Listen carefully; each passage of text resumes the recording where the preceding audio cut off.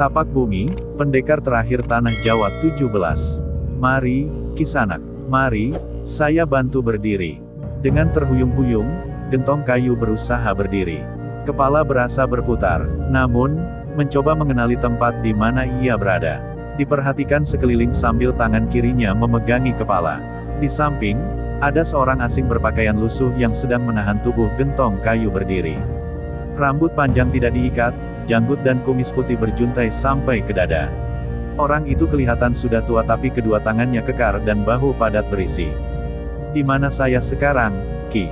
Gentong Kayu bertanya kepada orang itu dengan tangan kiri memegangi kepala. Ia masih belum bisa mengenali tempat itu. Wajahnya mengernyit menahan sakit. "Kisanak ada di Seringsing," jawab orang tua itu. Ia terus memegangi tubuh Gentong Kayu. Gentong Kayu terkejut mendengar nama tempat yang disebutkan. "Di mana itu Seringsing, Ki?" Mata Gentong Kayu bertanya sambil menatap wajah si orang tua. Mencoba mengingat siapa dan di mana pernah bertemu dengan orang tua itu. Bibir mengerucut karena ia tidak mengingat apapun tentang orang yang sekarang sedang bersamanya di sebuah tempat asing. "Kisanak ada di kaki Gunung Lawu. Guru Kisanak yang menitipkan ke sini," katanya menjawab. Wajah Gentong Kayu terperanjat. Saat ingin mengucapkan sesuatu, refleks Gentong Kayu menggerakkan tangan kanan. Seketika wajahnya berubah menjadi gembira karena ternyata tangan kanan itu bisa dikepal dan digerak-gerakkan. "Tanganku sudah sembuh. Tanganku sudah sembuh," serunya berulang-ulang. Diangkat dan diputar-putarkan tangan kanan itu. Lalu, Gentong Kayu mengepalkan telapak tangan dan menggerakkan tangan seakan hendak mengeluarkan suatu ajian tenaga dalam. Betapa senang Gentong Kayu, mengetahui tangan kanannya telah bisa digunakan untuk bertarung lagi. Tiba-tiba, ia seperti teringat sesuatu. Gentong Kayu diam bergerak dan menoleh ke si orang tua dengan wajah mengernyit. "Guruku mana, Ki?" tanya Gentong Kayu kemudian. Perlahan orang itu menuntun Gentong Kayu ke sebuah patahan batang kayu besar. Terlihat wajah Gentong Kayu bingung tetapi ia menurut saja kemana diarahkan berjalan. Di patahan batang kayu yang rebah ke tanah itu, didudukannya Gentong Kayu. Lalu, duduk di samping Gentong Kayu yang memandang heran. "Guru Kisanak si Gasing yang menitipkan kau di sini. Setelah itu dia pergi untuk suatu urusan," katanya.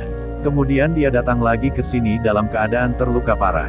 Aku mencoba menyelamatkan tapi langit ternyata lebih menyukainya. Sebelum mati, Gasing menitipkan pesan kepadaku.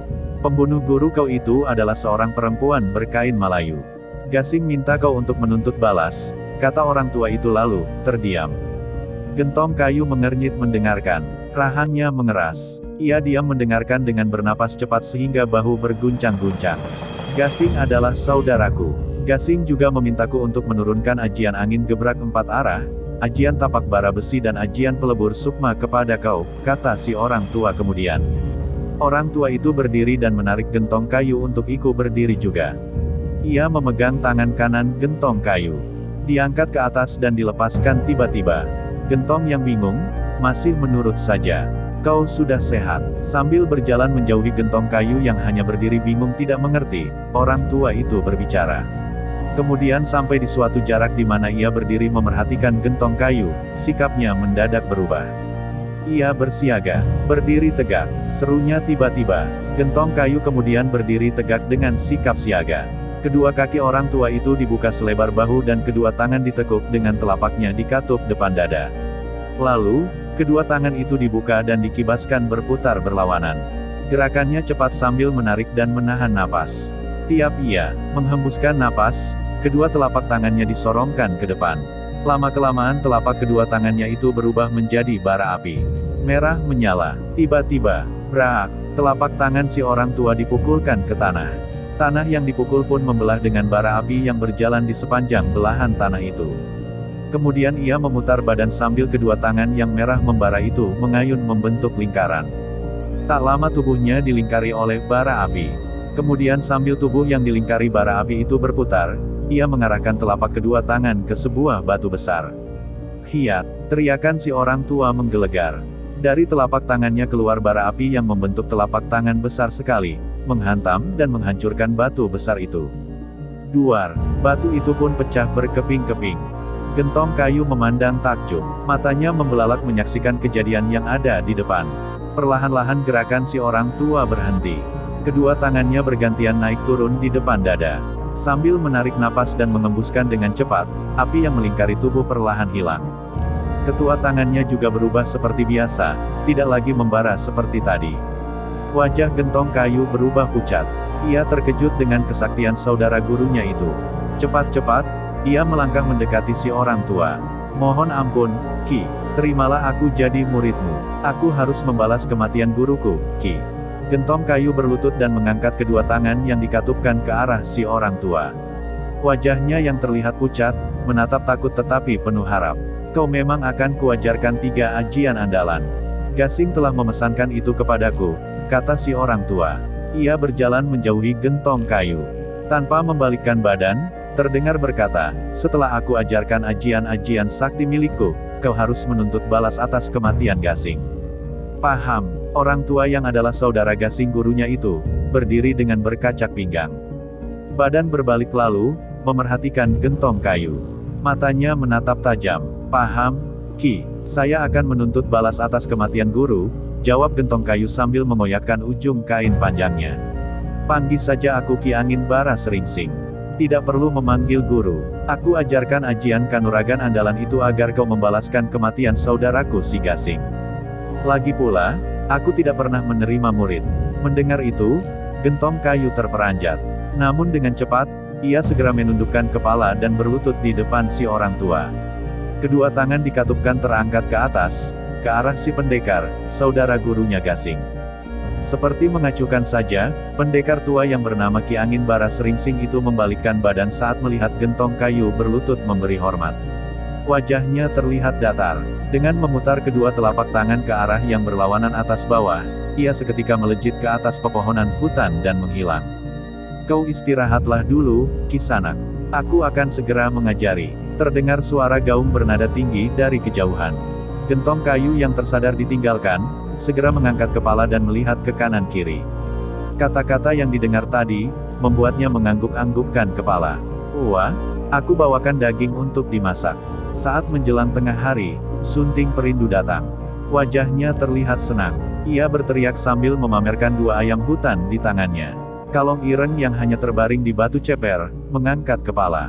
Menoleh ke arah datangnya suara. Kamu baik sekali, Nisanak. Aku jadi tak enak hati.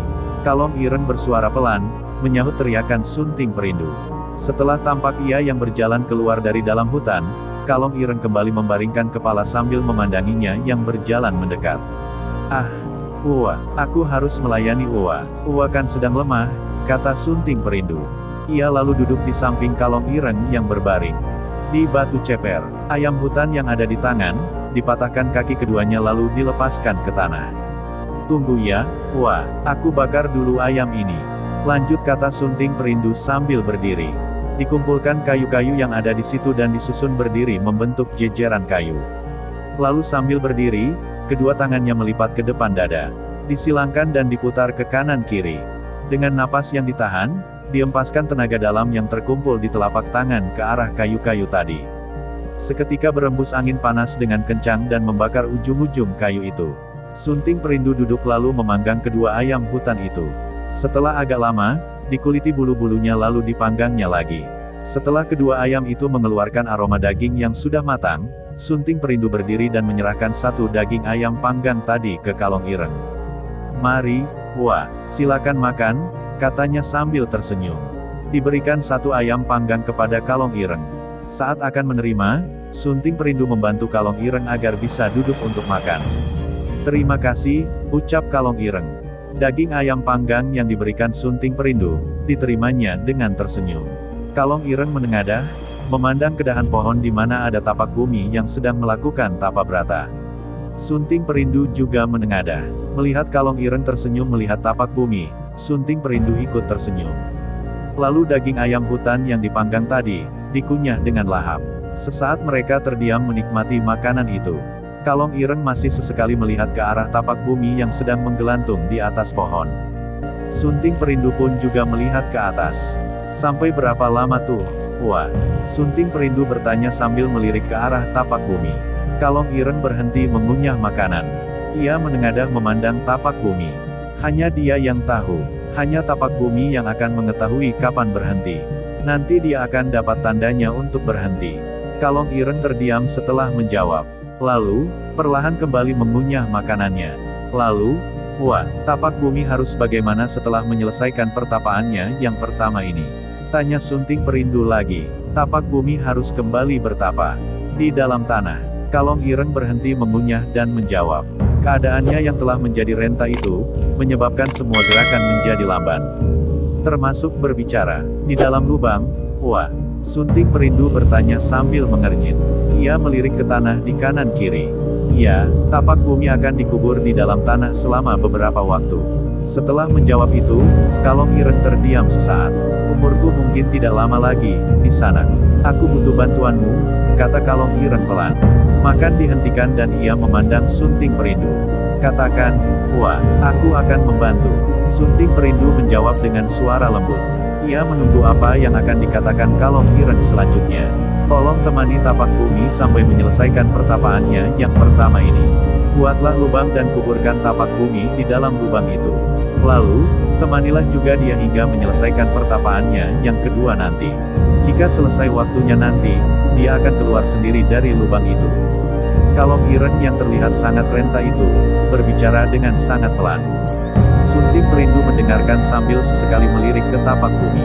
Baiklah, wah, aku berjanji, aku akan temani tapak bumi. Tapak bumi akan kuanggap sebagai anakku sendiri, kata Sunting Perindu memberikan janjinya kepada Kalong Ireng.